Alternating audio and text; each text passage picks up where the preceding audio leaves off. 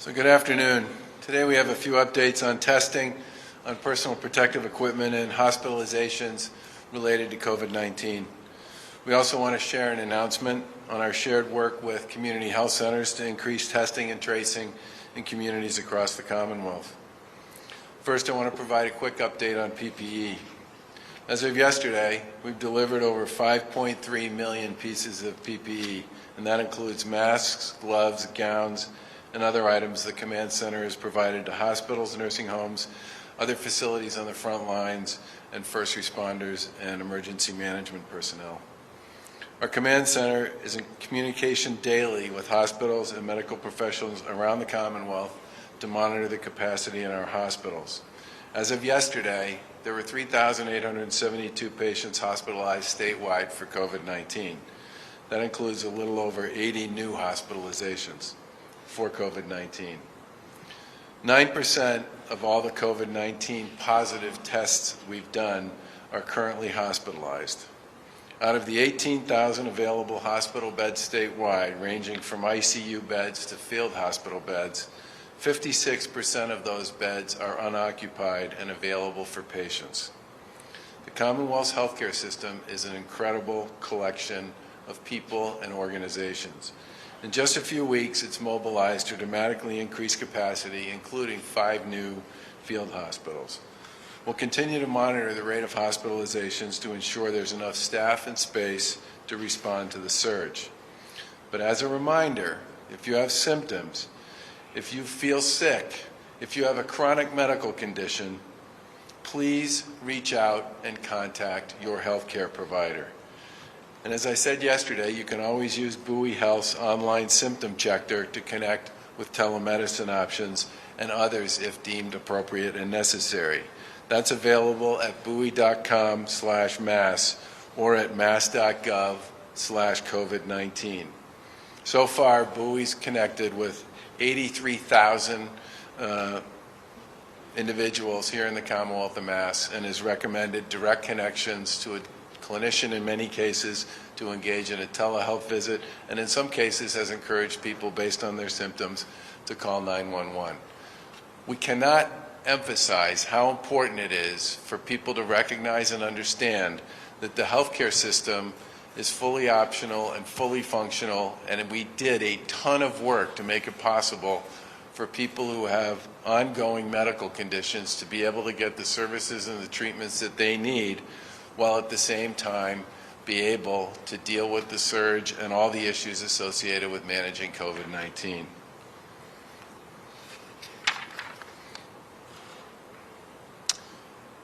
I want to give a quick update here on testing. Yesterday, the Commonwealth conducted nearly 6,000 new tests, which brings our total tests statewide to about 175,000.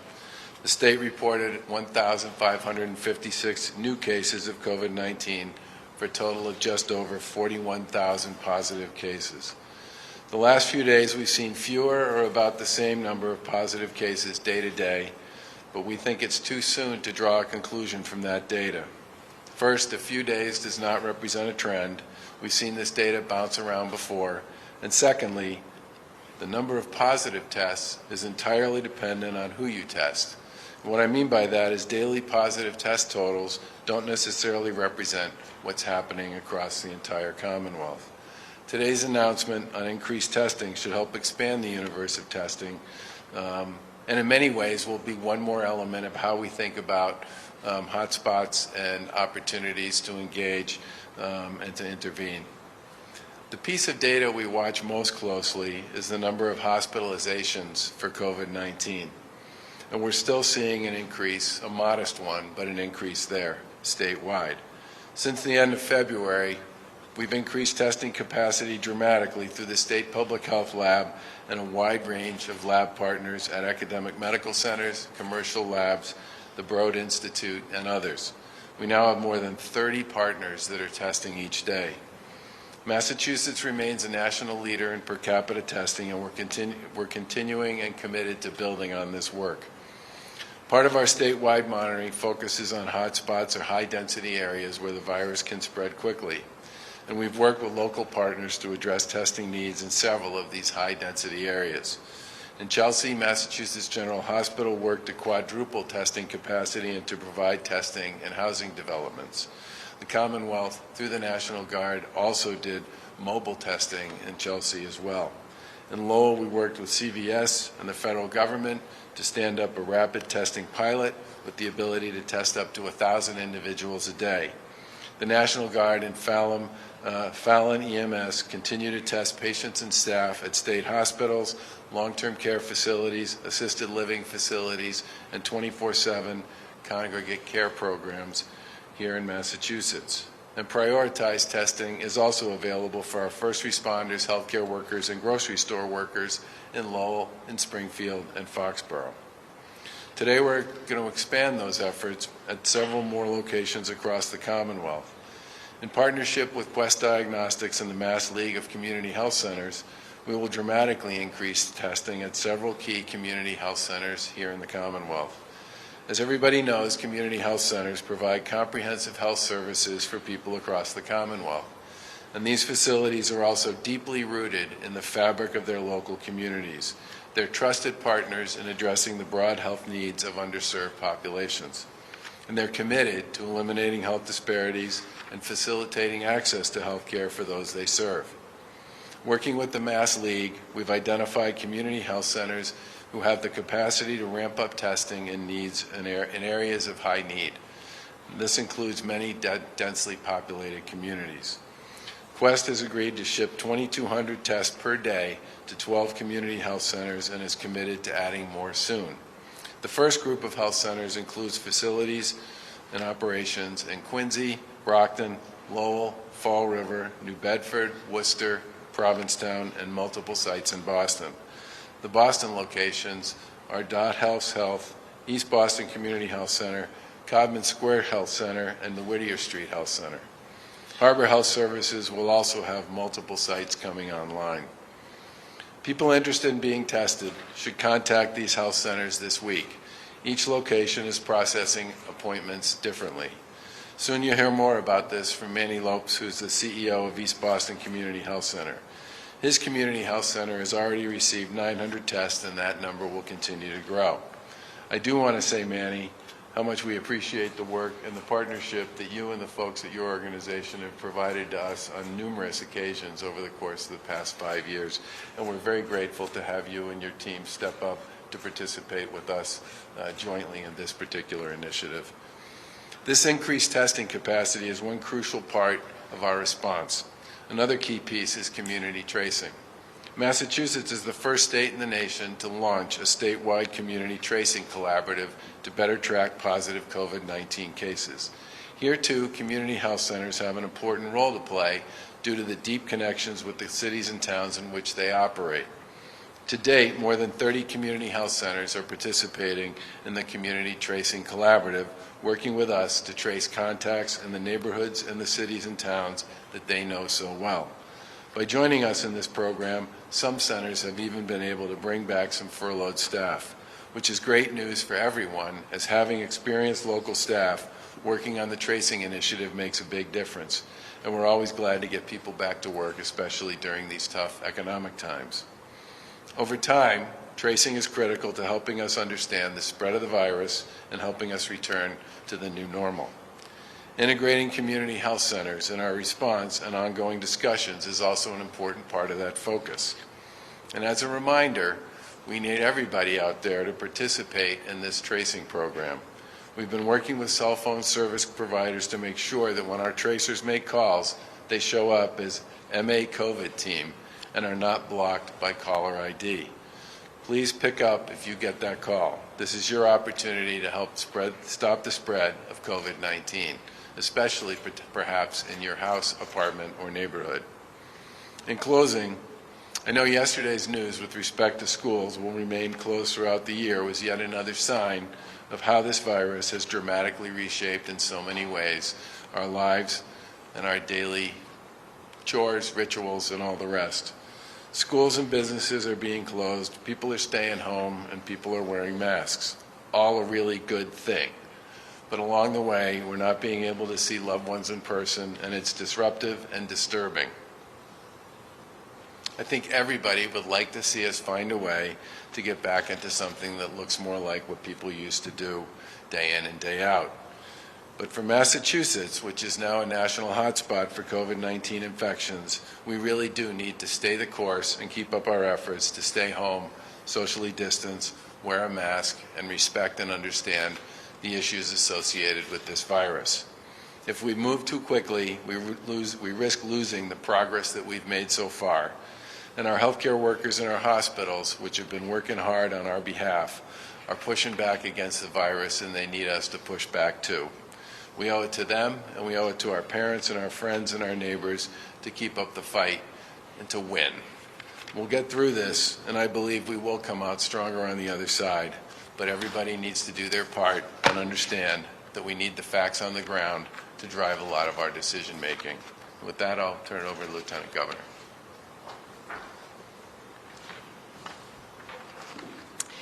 Thank you, Governor.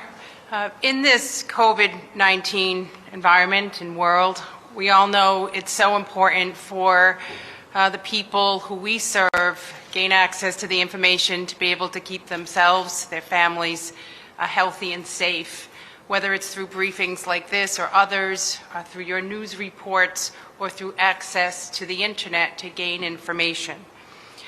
When we came into office the first time, now more than 5 years ago, not every community has similar access to the internet. In fact, 53 communities underserved or unserved in terms of their ability to access the internet through broadband.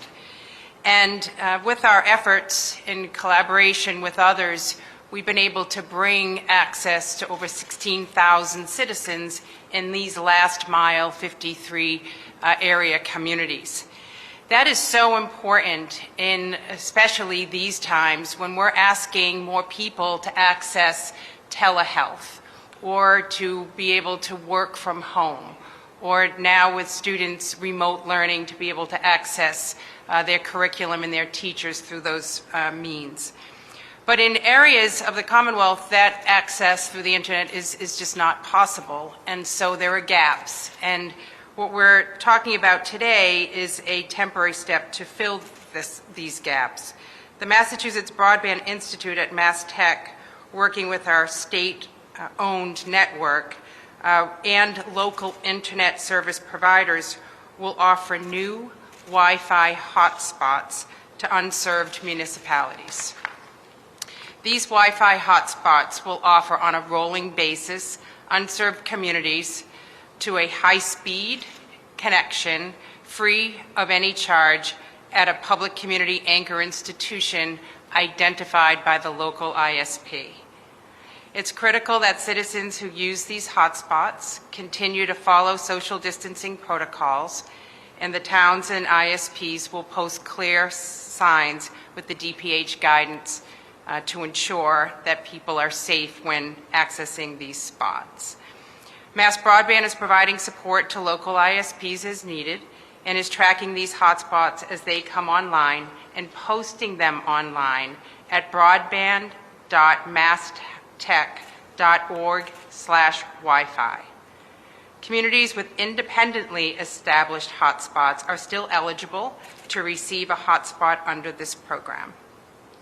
We want to thank Westfield Gas and Electric as well. They've been a strategic partner of ours to bring broadband access to these under and unserved communities. They will continue to work on these projects, and they're planning 14 of these new Wi-Fi spots to come online to help in these areas. I'd also like to build on the announcements we made yesterday regarding student loans. We talked yesterday about deferring scheduled repayments for no-interest loans for 4 months through the Department of Higher Ed. That will capture about 12,000 students that participate in that program. We also announced additional efforts through the Division of Banks. The Division of Banks has joined a multi-state initiative to secure payment relief options for Massachusetts student loan borrowers. They have also issued a consumer advisory with important information and resources for private student loan borrowers during COVID-19.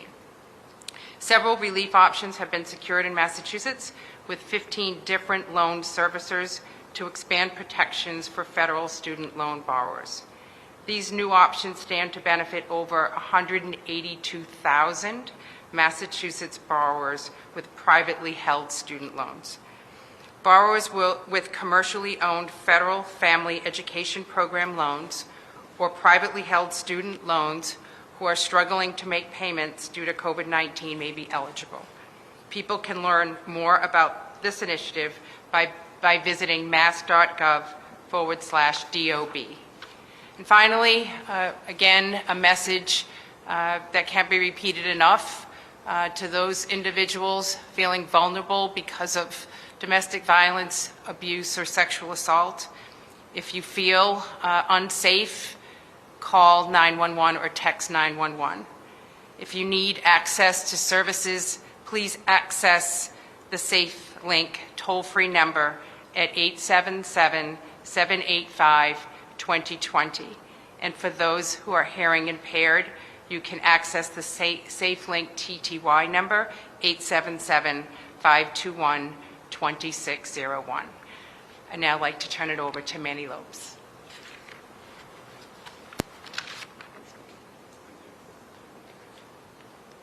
Thank you, Lieutenant Governor, and thank you, Governor.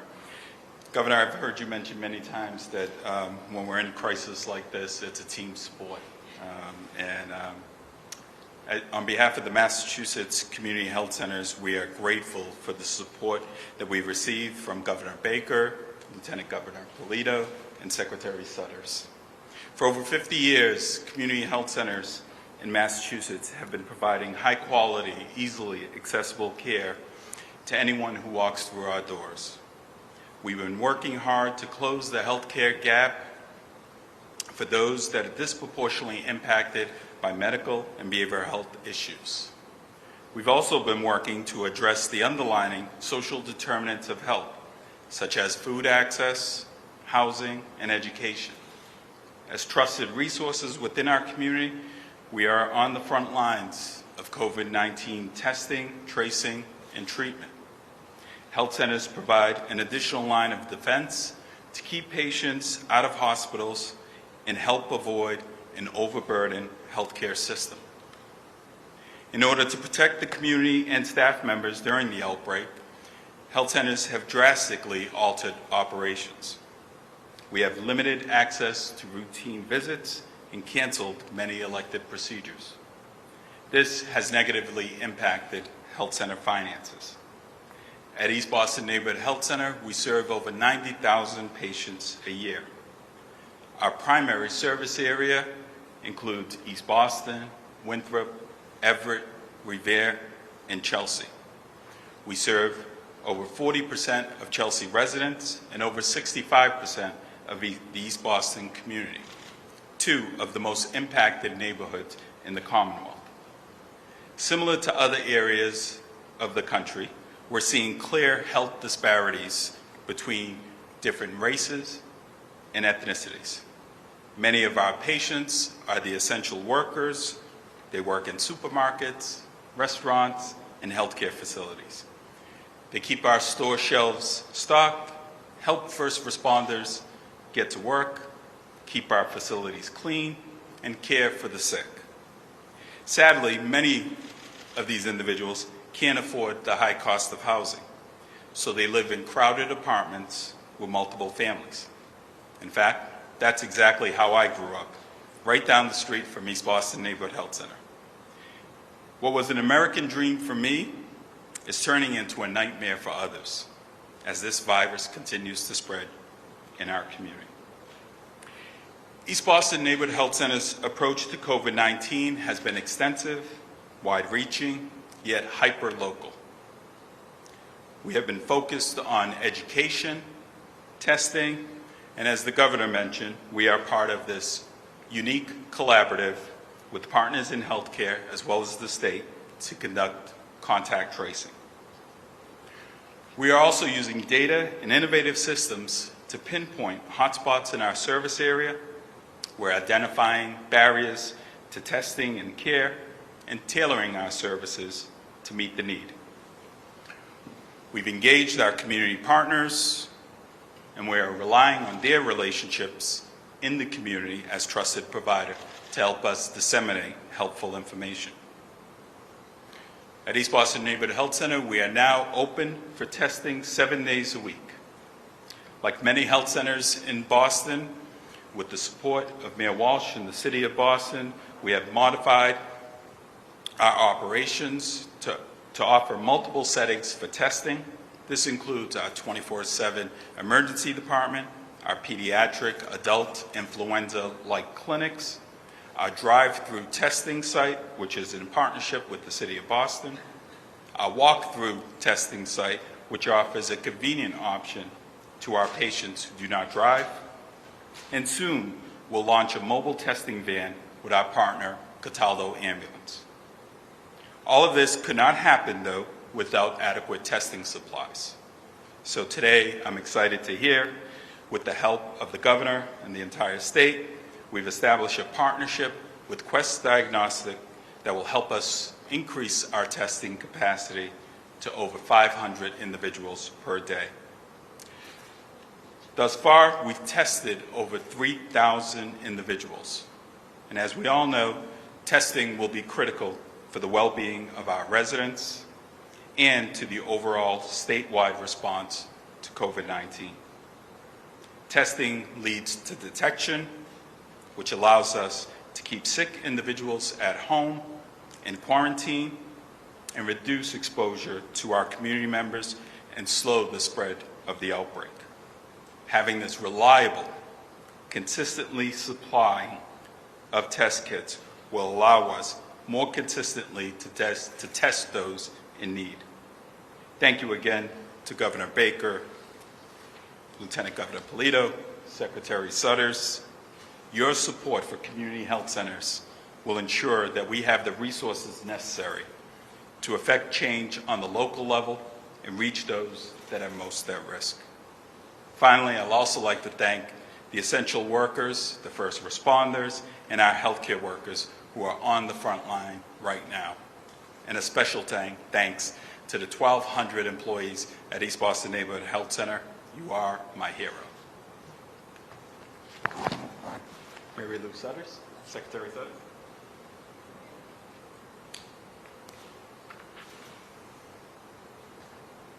Thank you, Manny. Thank you, Governor, Lieutenant Governor. Truly a shout out to our community health centers across the Commonwealth. It was one of those opportunities we had to match Quest with initially 12 health centers, and we'll continue to expand because, as Manny said, community health centers are such a trusted partner in some of our most vulnerable communities. And just to touch on, as your closer, to touch on something that Manny mentioned briefly, one of the things health centers are so important about is not just health care as we think about it, but also the social determinants of health. And I just want to follow up on a couple of comments I've made before about food security, which we know is not just important right now, but it will be as we work through the economic impacts of the pandemic. To just give you a statistic, in October of 2019, there were more than 500,000 children who received free and reduced price school meals across the Commonwealth. Of those, a little less than half were actually known to our Department of Transitional Assistance and currently receive Department of Transitional Assistance benefits. The Families First Coronavirus Response Act allows states to request a special waiver from the Secretary of USDA to establish what is referred to as a Pandemic Electronic Benefit Transfer Program. The PEBT program, it's an important opportunity to provide nutritional resources to families who have lost access to free or reduced price meals at schools across the country that have closed in response to COVID-19. Massachusetts is one of the first 4 states to receive this waiver from the USDA. It's a cross-secretariat initiative between DTA and DESE. We were actually quite thrilled when we were approved to implement our program. The benefit provides direct financial assistance to purchase healthy foods for families with children who would have received free and reduced price meals if not for school closures due to COVID-19. The payments supplement the more than 1,300 district grab-and-go meal sites. Households directly receive $5.70 per child per school day for the duration of school closures. It amounts to about $28.50 a week per child. It also brings more than $100 million into the Commonwealth's economy, supporting our local grocery stores, our bodegas, our corner stores, and their employees. DESE and local school districts are collecting the necessary data, and DTA is actually issuing the benefits to families. Obviously, existing DTA client households with eligible school children will receive the benefits on their current EBT cards. But it was the families who have not previously been known to DTA that we need to reach out to. So these families will receive a unique PEBT card and notice explaining the program and how to use the card. Households residing in districts that provide universal school meals will be automatically enrolled. This includes some families who are over the income limit for SNAP nutritional national school lunch programs. No family is obligated to use the card, and they are instructed to destroy the card should they not wish to participate in the program. During this public health and economic crisis, families who were previously over income eligibility limits may have lost income sources and need this critical financial support to purchase food and nutritional food for their family. We are working closely with the Shaw Foundation and Project Bread to market and communicate about PEBT. The Shaw Foundation is developing the outreach materials to promote the program to families unfamiliar with DTA and EBT cards. The Shaw Foundation is also creating an external website to house all the information on this program. And Project Bread, a very important partner for us, is assisting with drafting the materials and conducting outreach through schools and all of our food banks and other partners. It's one, but a number of resources we're trying to make available to ensure that families have the resources they need for food security for their families. And on that matter, as you know, we announced that the Command Center would launch a food security task force. Today actually marks their first meeting. It includes membership from state agencies, the legislature, and other partners, including the League, the Greater Boston Food Bank, Project Bread, the Restaurant Foundation, and the Shaw Foundation.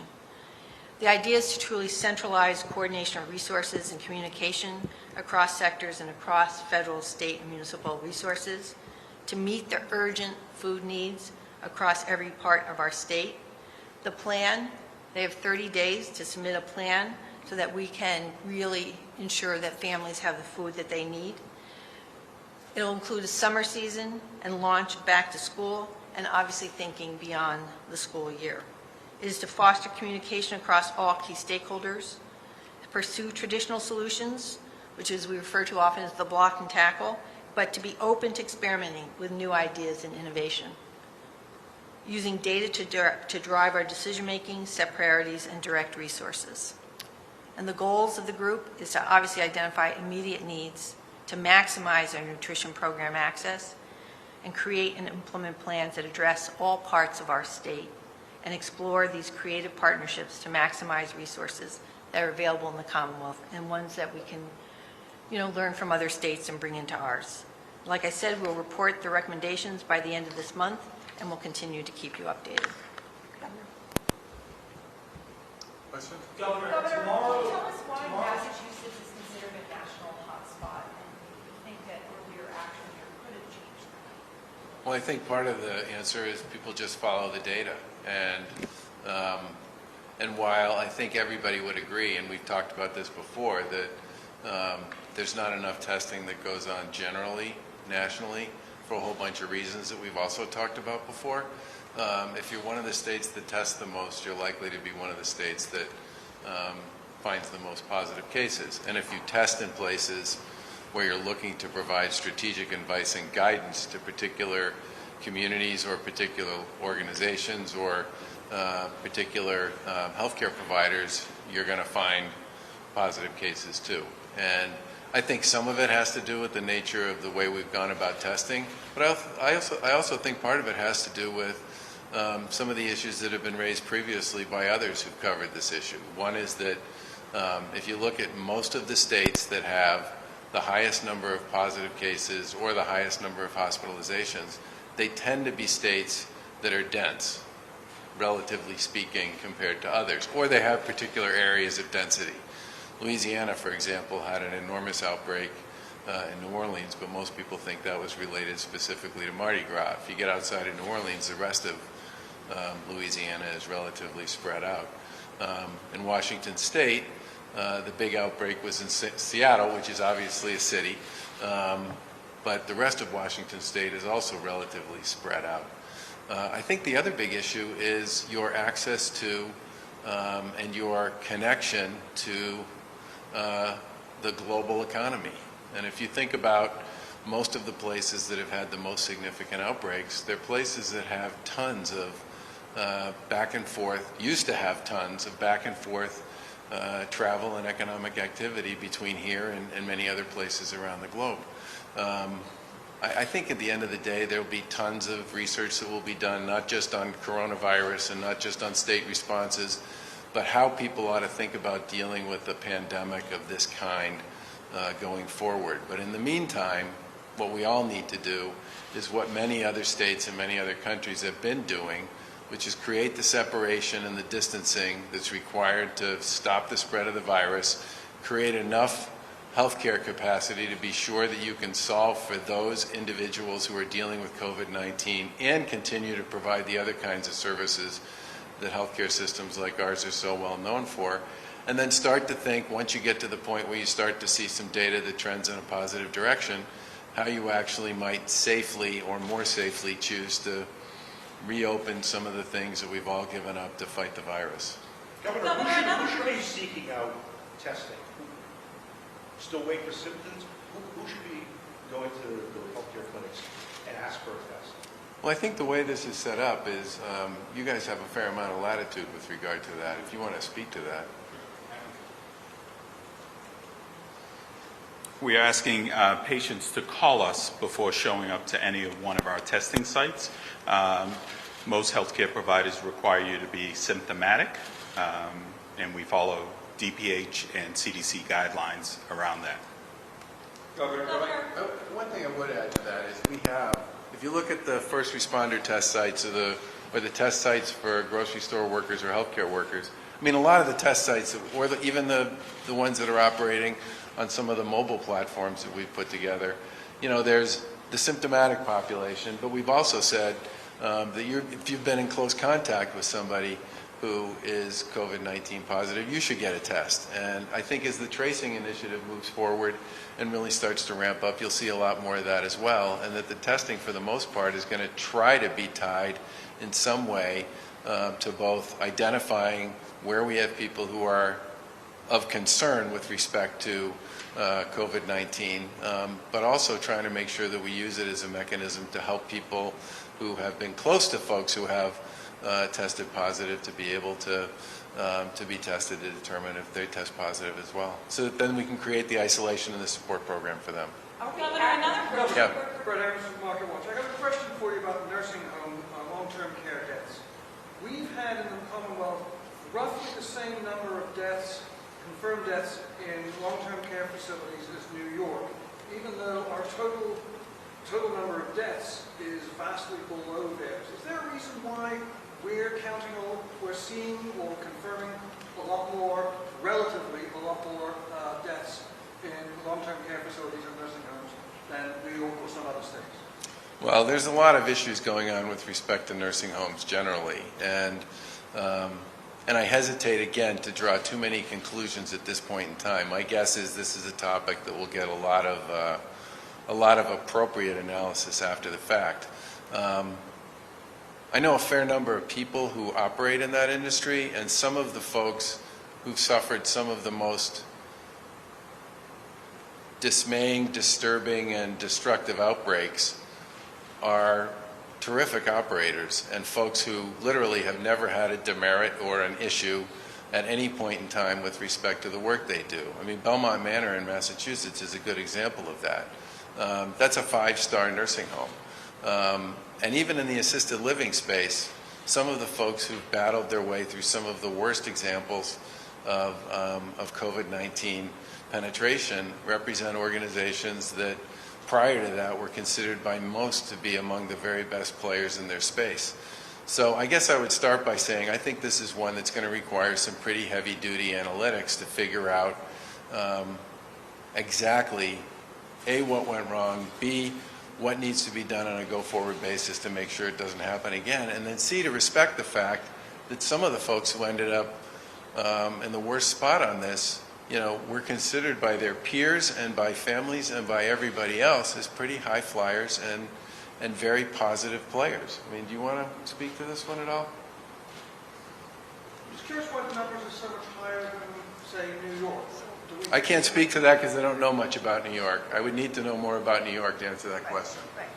I mean, I think the question we need to answer is what is the per capita number of nursing home beds in New York compared to Massachusetts, for example.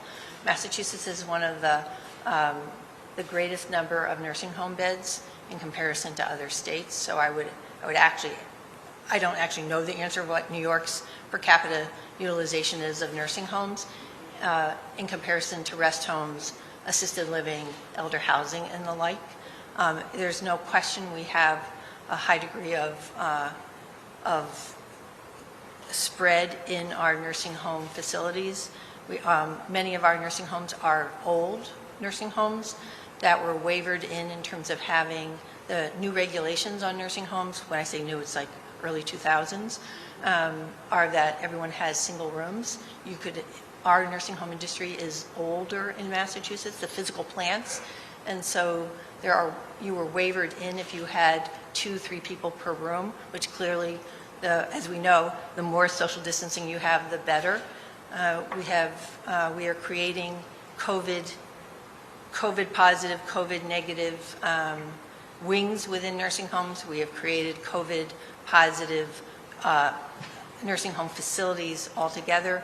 Obviously, we're looking at infection control across all of our nursing facilities, what the staffing issues are, and working with both a management, what I've referred to as a management crisis team under Paul Valentine, create a long-term care portal to try to match staff with nursing homes, and have identified sort of what we think of as the hotspot nursing homes, where we need to really intervene in more than just sort of oversight and the like. Secretary, could you speak to the self-swab program and the issues there, and what it would take for, best practices to be implemented so that can somehow be up and running again? So when I think of self-swab, I think of us self-swabbing ourselves and sending it in, and that's just been FDA approved, and that's not out and about. So what this was we were sending test kits to nursing homes who had nursing staff available, or said they had nursing staff available to actually engage in the testing. I don't know if anybody in this room has been tested for COVID-19. It's a very long swab, and it's clear that it's more than just swabbing. I don't want to be particularly graphic on TV, but it's more than just like doing a quick Q-tip swab. It actually does require some level of skill. The National Guard, obviously, when they do it, we have quality control over the National Guard. When you send it to X number of hundreds of nursing homes, we didn't have the same level of quality control. So we literally just paused it, and we've expanded the National Guard to go out to the nursing homes. I'm hoping to, rekindle it because it's an effective way of getting out to homes and not having elders having to go somewhere else. But what we've done instead is we've expanded the National Guard to engage in the program. I guess are you taking any efforts to ramp up plasma therapy at all? Are there any efforts in the state? We're hearing about some success there. So that one is not on my screen at this very moment. I'm sort of engaged in the pandemic, expanding testing, tracing, and ensuring that our facilities, both hospitals and nursing homes, have the supports that they need. Plasma piece, I do know a couple of the hospitals have pursued that therapy, and I know they're talking to each other about it. And obviously, we're talking to them about a lot of things. If they think there's a role for us there, we'd obviously pursue it. But again, that's something the healthcare community here is pretty familiar with, and I do know some of them have incorporated it into their therapies. Governor, could I ask you about what many consider an essential service, and that is a haircut? In this state, you can get a six-pack of beer, you can't get a haircut. There is a petition online, 7,000 people have signed it, to allow a real soft opening, one person at a barbershop at a time, everybody wears protective gear. Have you looked into that? Have you thought about maybe loosening that up? Because we did not have the foresight that you did to shave our heads. Jonathan, you could have been with me to help raise money for cancer research. Maybe next year. Unlike you, who is always expecting to be on TV every day, that was not what I was expecting was going to happen to me. I would say this. One of the questions we got asked yesterday was May 4th, right? Essential, non-essential. And we answered it by saying that we think the issue going forward is going to be less about the date and less about essential and non-essential, and more about what we would describe as the rules of the road for reopening. And I think those rules will be relatively uniform and comprehensive at a certain level, and then they're going to be defined a little more narrowly depending upon what kind of space or industry you're talking about.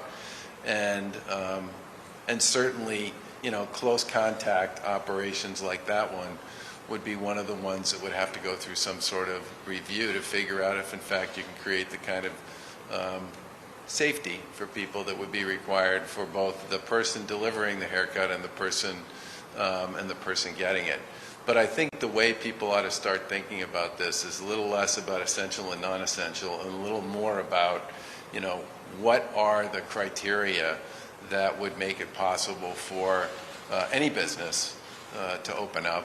What's the context, right? The prerequisite. We've talked about a variety of different mechanisms that states have come up with and that the federal government has proposed with respect to how you get to the point where you believe you're on the other side of the curve. We need to be on the other side of the curve before we do any of this stuff. And then the question becomes, what are going to be the rules? How are they going to work? And we started talking to a lot of folks in the business community about this. The Lieutenant Governor's had conversations. I have. Secretary Sudders has. Secretary Keneally has. And once again, this is a good example of where, because we have a lot of global operations here, companies that have been doing business in other parts of the world that are in a different place than Massachusetts is, have started talking about the ways they've gone about thinking about how they could do their work in some other place and how that might translate here. But I don't think the go forward is going to be an essential versus non-essential. It's going to be, these are the kinds of things people need to do to actually be able to start thinking about opening up. And maybe some people can do them and some people can't. But that's the way I think we're thinking about this, and I would urge others to think about it as well. Because it's not. Would you look at that one, allowing one person in to the salon? Well, I talked to first of all, we're not going to do that until we get over the hump on the surge, period, okay? No one anywhere in the world, much less in the United States, has suggested that it's a good idea to get into the business of giving up on distancing and the stay-at-home advisories and all the rest until you get to the other side of the surge. So that's point number one. Point number two is there will be guidance, and in some cases probably pretty forceful guidance around what the rules should look like. And then within that, people are going to have to figure out if they can comply with it. Governor, you're allowing essential construction projects to go forward, including the wing and compressor station. Why does that fall under it? And we're seeing photographs of workers down there not practicing social distancing, and also a lot of out-of-state workers coming. You could talk about that? We've said many times that we have a set of standards and rules with respect to distancing around construction, and those standards and rules are pretty clear. And that if locals have issues with those rules, they have the opportunity to either raise it with us or the opportunity to shut it down. And In a number of places around Massachusetts, we have had local officials argue, based on their inspections, that certain projects aren't abiding by the rules that are associated with our safety standards or theirs with respect to construction, and they have every opportunity to shut those down if they wish to. Governor, the House passed a bill last night that would require more reporting about nursing homes, daily reporting. Seems to be information you guys have already gotten. Seems like the sort of thing you and the speaker would just talk about amongst yourselves. Have you talked about it? Why is a bill having to move through the legislature to address that? The answer is I don't know what the motivation is there. We talked to the Speaker and the Senate President and the two Ways and Means chairs and the minority leaders twice a week, usually on Monday and Thursday, about all kinds of things. And I certainly think that, as I've said several times, that there will likely be some changes in a bunch of things about the way the federal government operates, the way the private sector operates, the way states operate coming out of all this. And one of the things that will probably be a pretty significant issue coming out of this is data, and data collection and data dissemination generally. And I haven't said it here, but I said it in other forums that seminal events like this create conversations and dialogues that can have wide-ranging consequences, especially in the debate between confidentiality, privacy, and transparency. I don't know how many of you are old enough to remember when we didn't have digital medical records, okay? So back in the day, everybody's medical record was in a big file somewhere in a big medical record room, and it was pretty hard for anybody to access somebody else's medical record. Then we decided, for good reasons, that we should start to digitize all the medical record information to make it shareable between providers and to make it easier for people to aggregate data, to do de-identified studies on what treatments worked and what didn't. And then some of that medical record information got into the public domain, and the response to that was, no, stop it. We got 3 different versions of HIPAA, and the basic message that came out of that was there is nothing more confidential, more private, more nobody's business than personal health care information. And it was double, triple for any information associated with behavioral health or mental health issues. This whole thing also came up during the AIDS crisis around who had HIV and all the rest. And those standards with respect to privacy and confidentiality have been baked into everything everybody thinks about healthcare data for a really long time. Okay? Now here we are in the midst of a horrible, awful pandemic where the collision between confidentiality and privacy with respect to medical information is banging into a demand for a change in the way people think about that with respect to making healthcare information publicly available. Okay? And I think one of the things that's going to come out of this is a big change with respect to how we think about public reporting on a lot of things that are associated with healthcare data. I mean, we publish, I don't know if do we publish death data, just death data generally as it comes to, when it comes to nursing homes on an annualized basis? I can respond to that as in the command center. No, I mean, I know. The point I'm trying to make here is It's like one long day, so I know since I've been 1,100 here. people plus or minus, I think that's the number, Yes, a month die just about every month in nursing in homes. nursing homes. Okay, In Massachusetts. and that's been 1,100. So I think is the number? it's between 1,000 up to 1,700 a month die every month in nursing homes. This is pre-pandemic data. Which no one ever Massachusetts. asked for or was interested in. Right. So That's nationwide. no, that's Massachusetts. So I've been collecting that data because I think sometimes reporting is that there's never been a death in a nursing home based on some of the reports I've been reading, or at least some of how people would suggest that we're starting at 0 deaths in nursing homes. And it's between 1,000 and 1,700 a month. And I've looked at the data back to 2015. So my point is that there were just the norms with respect to how we think about data and transparency because of what we're dealing with in this pandemic are going to change. And that's probably a longer answer than you were looking for, but the question you asked is why would this suddenly be something that the legislature would be proposing legislation on? And I would just say because times like this, people start thinking very differently about stuff that historically they haven't really thought was sort of a top level, needs to be publicly reported type issue. Another grocery worker in the state in Belmont has died from complications of coronavirus. Are you considering any more stronger guidelines for grocery stores or mandating mask wearing for everyone inside? Anything? Well, our recommendations with respect to masks and face coverings for people who can't socially distance are basically you should.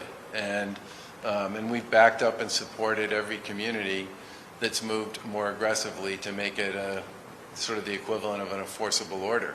I think our view is it's much easier and more appropriate for locals to enforce those rules than it is for us because they're there.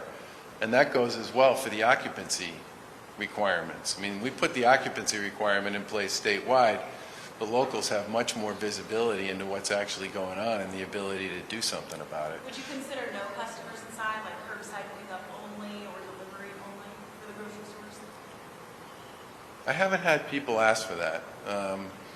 And I do think the one concern I would have about that is the pileup it would create in the parking lots, which may defeat some of the issues associated with distancing in the first place. But let's face it, anytime anybody who's operating in one of these essential roles, whether they're a firefighter or a police officer or a healthcare worker, a grocery store worker, or a utility worker. I mean, there are a lot of people, and we've all said this before, who are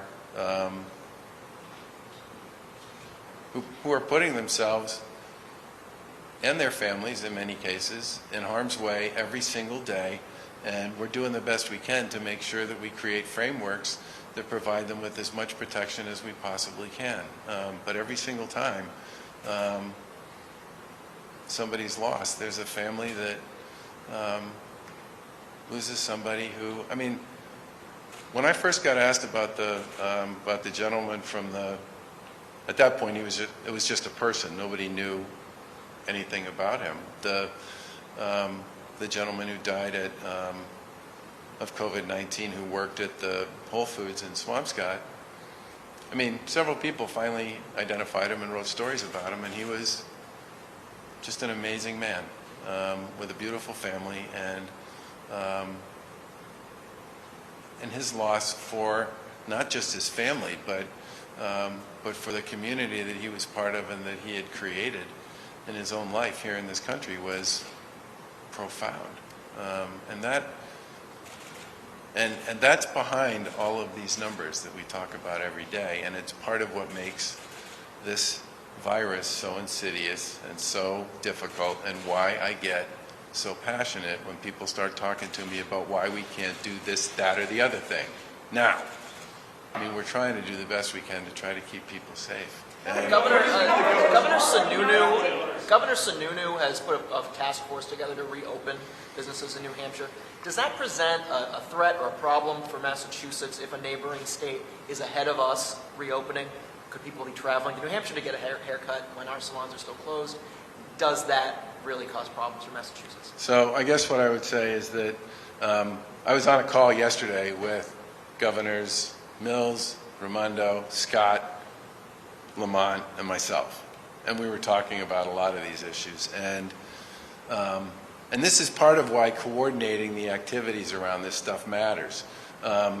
Those 6 New England states are all in different places with respect to the surge, okay? Vermont's over the hump on the surge. New Hampshire thinks they're over the hump. They're looking at a few more days worth of data. Rhode Island thinks the surge is coming. Connecticut thinks they're sort of in it the way we are. And I think one of the reasons we want to be sort of regional in our dialogue and our discussions around this stuff is so that people don't surprise us with the decisions that they make. But But if people really are going to make decisions about how they think about reopening elements of their economy, and they're going to do it based on the same metrics that the rest of us are working on, which have to do with testing and hospitalizations and some other things, if people are in different places, then you would expect them to start to think differently about what their next move looks like. I just want to make sure we know what their next move is and that they know what we're up to, so that people don't end up surprising each other and creating what I talked about when we decided to join that larger Northeastern coalition, which is a decision that somebody makes that creates tremendous difficulty for somebody else. I think and I'm sure that whatever Governor Sununu decides to do in New Hampshire is going to be something that we're going to be informed about and know about, and be able to do whatever we need to do to make sure that we keep people as safe as we can in Massachusetts. And would that be travel restrictions for Massachusetts? I don't want to speculate on that at this point in time. We're going to put together a reopening group of our own, and they may end up, who knows, having conversations with the team that Governor Sununu or Governor Scott or Governor Raimondo or Governor Lamont put together. Governor, what were July 4th celebrations? I do want to give some other people, Sharman, a chance. Governor, tomorrow a group of protesters plan to host Say again? Tomorrow a group of protesters plan to liberate Massachusetts rally in front of your house in Swampscott, urging you to reopen the economy. I'm wondering what your response is to people who might attend the rally. Well, first of all, we spend a lot of time looking at mobility data, okay? And if you look at the mobility data for Massachusetts, it's as good as any other states in the country, generally speaking, with respect to the drop in mobility overall. And if you look at the between town stuff, the drop is even bigger. And most of the mobility that shows up is within communities, and it's fairly short. You know, it's the kind of stuff you might do if you went for a walk. And we've done that under an advisory, okay?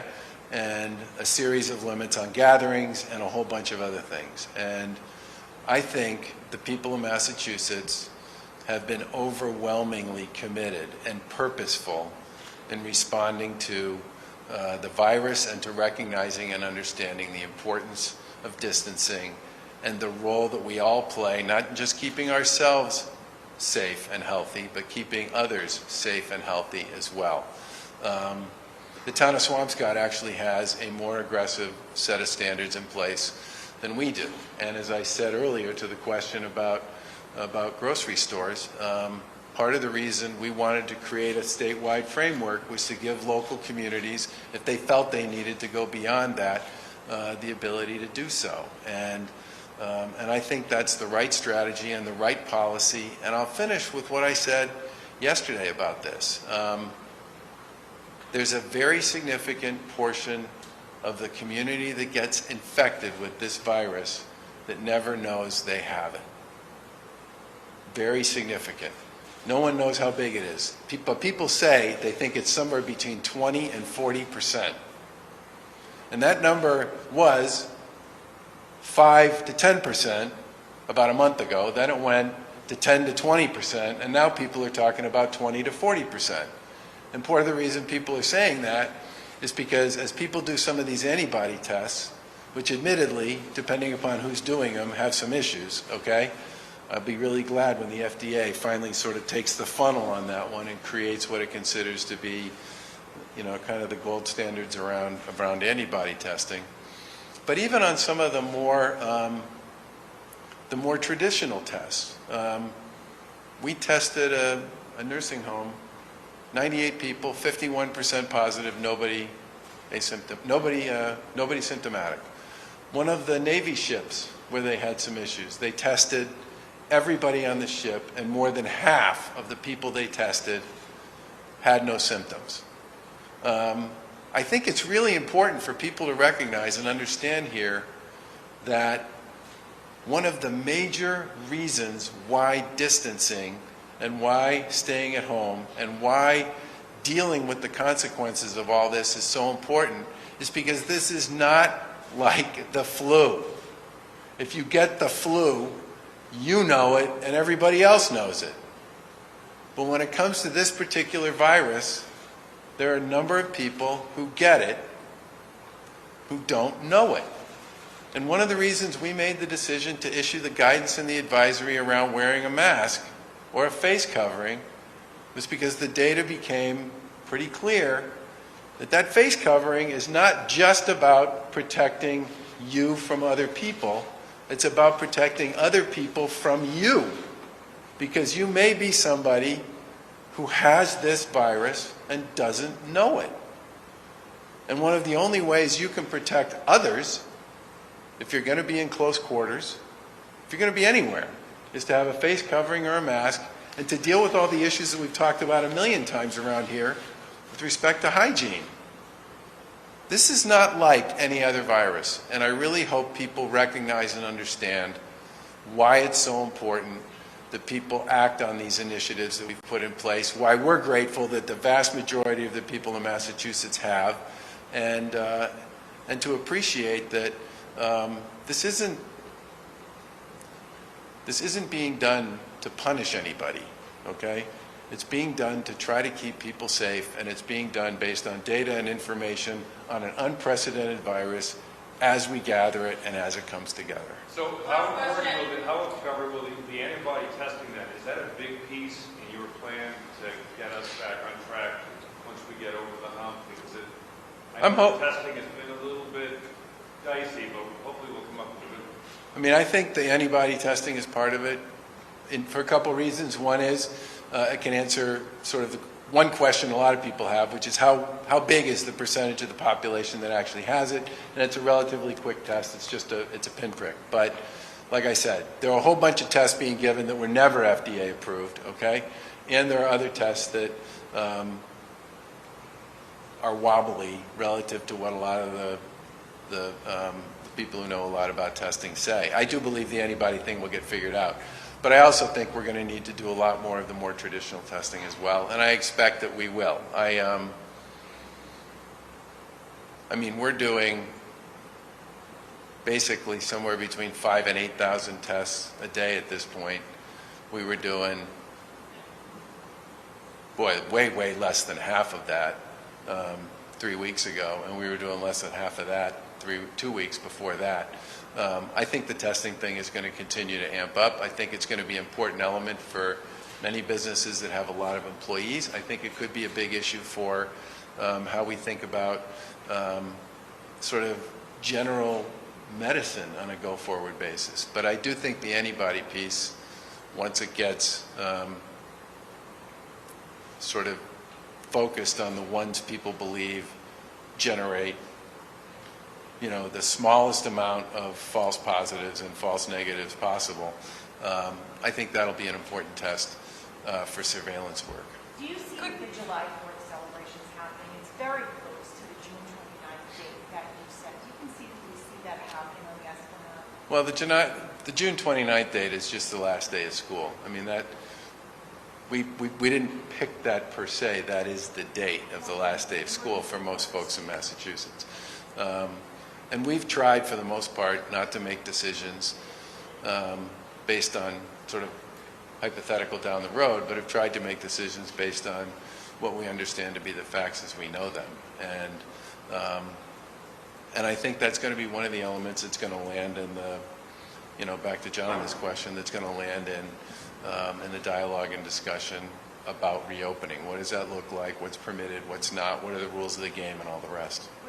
Thanks. Concerts canceled, though? I mean, it seems like there are a lot of concerts being canceled early. I think people are canceling that stuff because they believe there won't be an answer to some of the most fundamental questions about gatherings in that period of time. You're not ready to call that for the July 4th celebration? We would never do that without talking to the city first. I mean, they have a huge role to play in that. Thank you.